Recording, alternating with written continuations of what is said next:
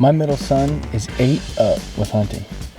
He's got a few deer now, but for the past 3 years, turkey season has been a bust for him. In those 3 years, he's waded through the mud, withstood cold temps, freezing, and the rain, and some more mud. But no matter what, his guide, me, cannot get him on a bird. There you go, it's in there now.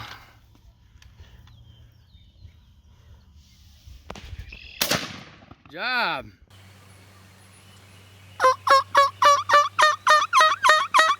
Our journey starts on this hilltop 3 years ago. With a gobbler across the river on another property, we just could not convince him to cross.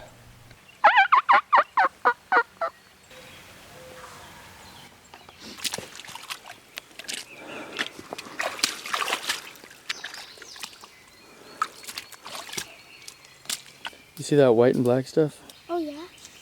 You know what that is? Turkey poop. That's right. They were roosting in this tree up here. Or that huge tree. They were roosting in that huge tree, way up there. Whoa. How come turkeys know how to fly? Well, they just do. They're wild turkeys, so they know how to fly. They don't fly the greatest for long distances, but they can if they need to. Watch out, because you're going to sink in the mud.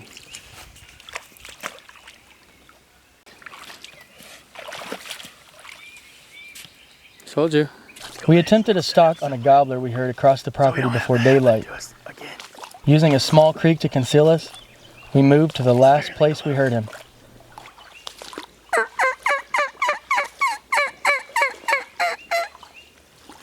Unfortunately, we didn't make it very far.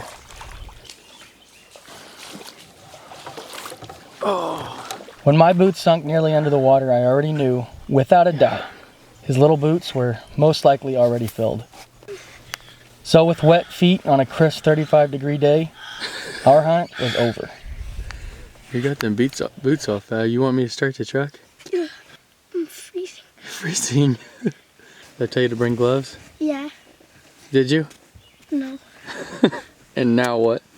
I'm freezing. Your hands are cold? Yeah? And your feet are cold? Higher, higher, higher, higher, higher. But that's as high as she goes. What? Oh, oh, oh. Oh, it hurts.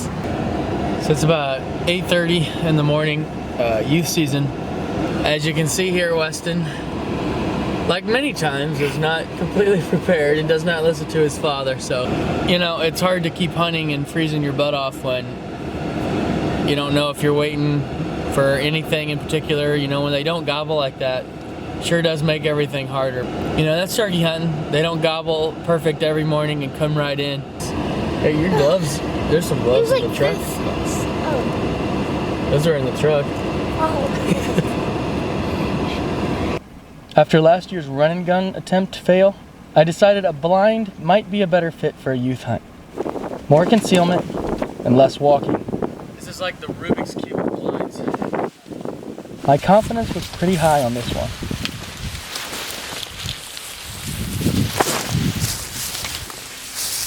I'm just out here trying to get this area ready. I seen a gobbler within 15 minutes of walking in here. I was just calling with my mouth goofing off and I heard a gobbling. It was just on the other side of this draw. I mean, maybe 100 yards away. And I feel like I could probably call him in 100 yards. So got this set up for tomorrow morning, youth season. We've got plenty of room to sit in here and we'll do some calling and we'll see what happens. If they put just half as much enthusiasm into hunting as I am into getting it ready for them to hunt, then we'll be okay. If I learned anything, it's to always pull your cover from behind you and put it in front of you, that you think the enemy, or in this case, a turkey, is coming. So yeah, I just pulled some cedar boughs from behind the blind in the wood area. I'm just gonna place them, kind of get rid of these lines. You know, I think a lot of times wild animals, they don't see a lot of straight lines, so that might put them on edge a little bit. So I'm just gonna throw some of this and kind of make it a little bit more shapely and natural. As usual, I made sure he was comfortable with his shotgun and used safe practices. Whichever one you want. You can shoot the turkey if you want. Again.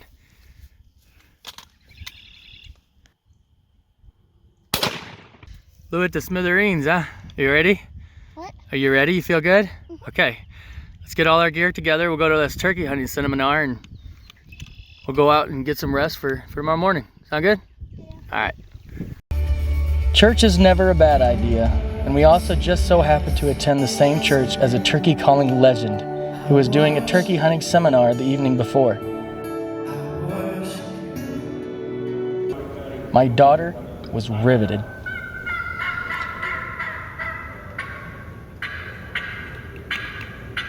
One thing to remember, like Jason was saying, is go a little bit louder. The next morning we met heavy rain, and regardless of the fact I seldom have luck on rainy days, my son was motivated, so we went. Little Tom Turkey's out there sleeping on the job.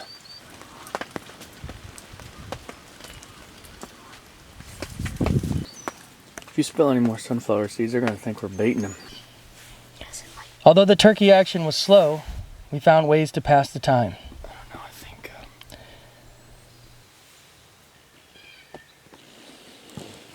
Where are you going? You're not going on my shirt.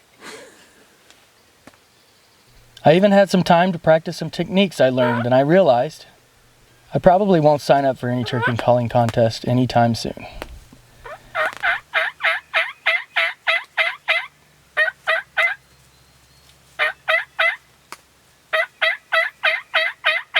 After youth weekend, I thought, you know, maybe this whole state is the problem. So we loaded up our gear and we drove 14 hours to Nebraska to see if we could change our luck. If nothing else, it would be an experience. We weren't let down. The scenery was amazing. We seen dozens of strutting toms right off the highway on our way to public land. The problem, however, is the turkeys seemed to almost know exactly where that private boundary ended. I was hooking up my Tacticam, and I thought, I don't need this Allen wrench. And now I realize that I do need this Allen wrench that I left at home. And so I'm improvising. So I got an old junk broadhead in there. And took the blades off, or half the blades off, and bent them over. So it gives it just enough friction that I can turn that on there. Sometimes you gotta do what you gotta do. With very little time to spare, we hunted hard that first day. This first day, we got here probably about 3 o'clock, and it started raining on us. We got the tent up, we climbed the ridge line that you see behind me. We're walking about half a mile out down this ridge line. Just been crow calling, hoot owl call. Of course, nothing. Glassed a little bit and didn't see anything. It started sleeting and son's hands are getting cold, so we're heading back to the campsite now. Get a little warm, and I think we got enough daylight. We're gonna hop in the truck and go down some of these gravel roads and just see if we can glass up some turkeys that are headed to their roost. Still no turkeys. We went and scouted just around these area roads and stuff, and I went and walked for about 15 or 20 minutes, stood up on the top of a ridge, called a few hoot owl calls and some crow calls. It's kind of rough camping. You know, we got snow building up on the tent. It's sleeting out here, or whatever you call it. It's cold, it's dropping temps. I think it's 37 now. We got here, you know, we left Missouri and it was about, I don't know, 45, and it's just dropped and dropped. You know, we can't sit around by the campfire. We're sitting in our tents and stuff, but we are still gonna make the best of it and have fun. We'll look back on here and laugh, hopefully, about this.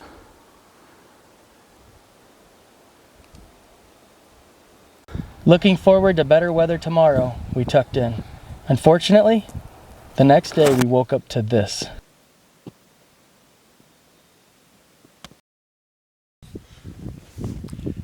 Hey guys, so we woke up this morning. When I pushed up on the roof of the tent, I realized that we were completely covered in snow, which no big deal, you know.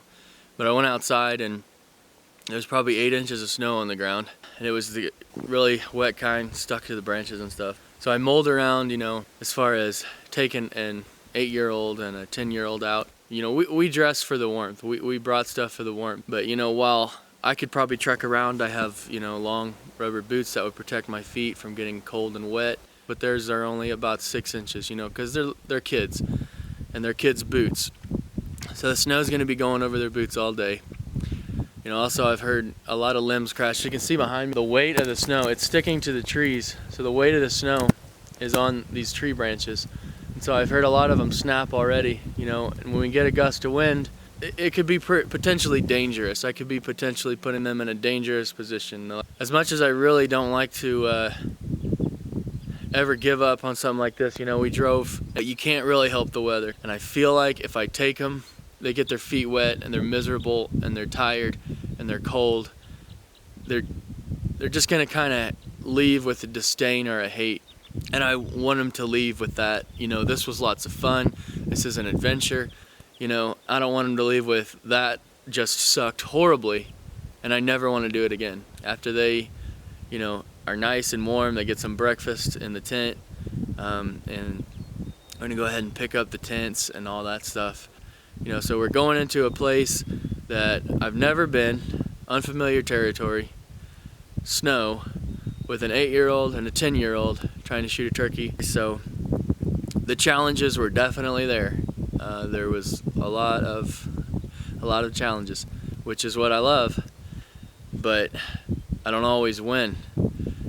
So I'm not disappointed at all that I brought my boys. They got to experience this, you know, while other kids maybe that they go to school with were still playing video games. They're out here in a quote unquote wilderness area and getting snowed on and roughing it and going on an adventure. Now some of you might be thinking, why not just get a hotel?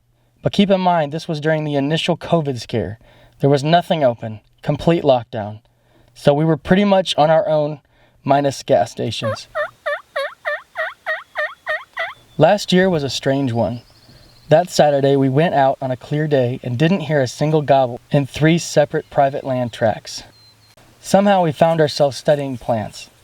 Maybe my son had lost all faith and decided we might be better off becoming vegetarians.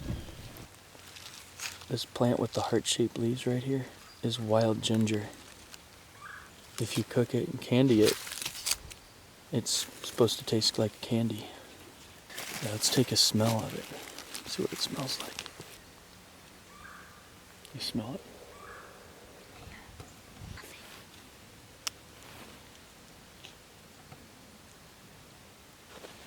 Well, it tastes like a little bitter, probably.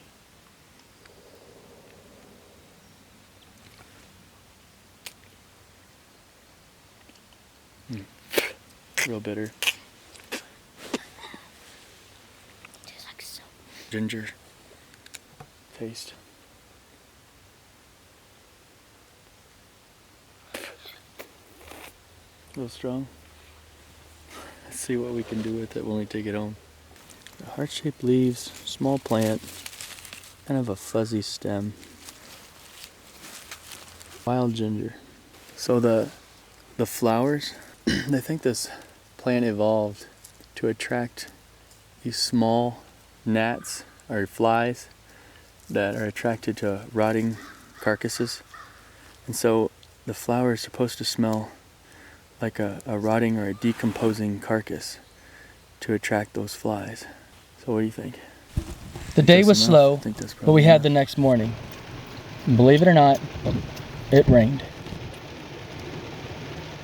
So as soon as we cross that river, we come up over the bank and there's a bunch of turkeys, right? And they kind of pretty much had us from the start, but how did you feel when you seen the turkey?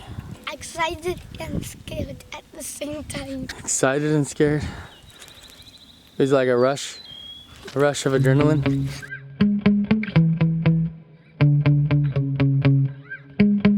3 years of my son coming home empty-handed, gas money spent, burning vacation time, getting rained on, snowed on, traveling with young kids to different states. For what? I asked myself, was it all worth it? Hell yes.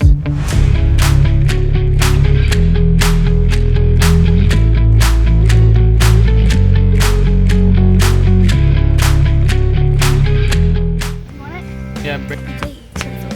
The laughs, inside jokes, and the memories will stay with these kids and give them stories for their own kids long after I am passed.